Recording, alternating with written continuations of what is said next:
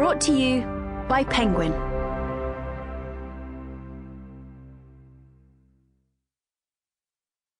Everything You Ever Wanted by Luiza Sauma.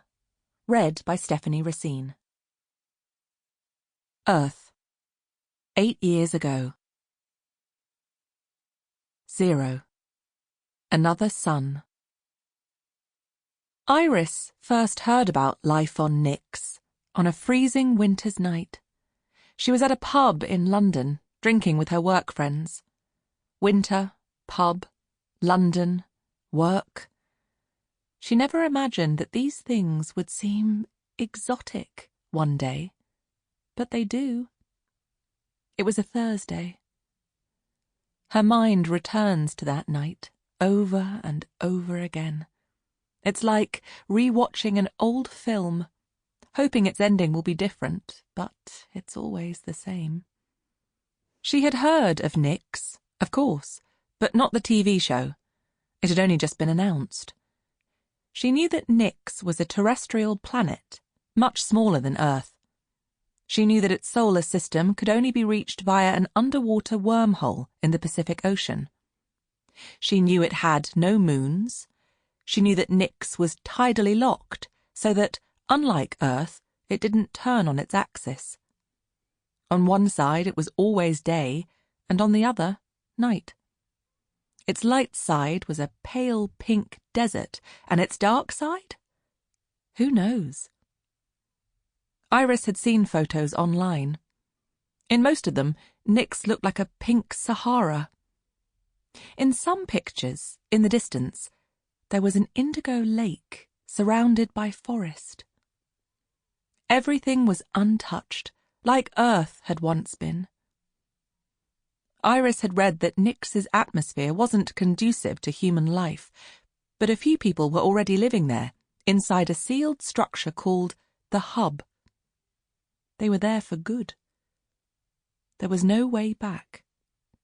Not knowing about Nyx was limited to the old, the insane, and the cut off from humanity, though a British anthropologist, Maria Temple, once visited a remote tribe in the Amazon rainforest, and even they had heard of Nyx through word of mouth. They didn't fully understand what a planet was, or a solar system, or the universe. A baby girl in the tribe was named after the planet. Dr. Temple took a photo of baby Nyx with her phone. 2 weeks later, after she uploaded it to Facebook, the photograph appeared in the New York Times and was shared by millions of people around the world. Iris had once seen it, briefly, while sitting on the bus to work, looking at her phone, but it didn't pique her interest, so her thumb continued scrolling. The morning after the pub, she found the image again. A naked brown baby with tufts of black hair and a string of beads around her neck, adorably new and far away from civilization. And then she found what she was looking for. The Life on Nyx website was elegantly designed, with minimalist fonts and soothing pastel colours. Iris worked on websites, so she couldn't help but admire it. The Nyx Inc. logo was a discreet pale grey, almost hidden at the bottom of the page. The background was a photograph of some sand dunes, glowing pink in the sun. Another sun, not ours.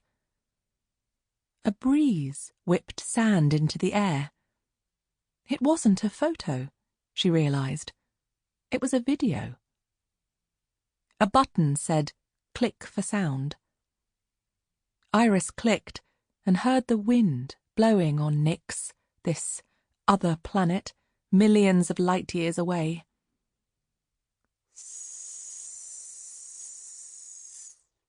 It went, both gentle and hypnotic. She was extremely hungover.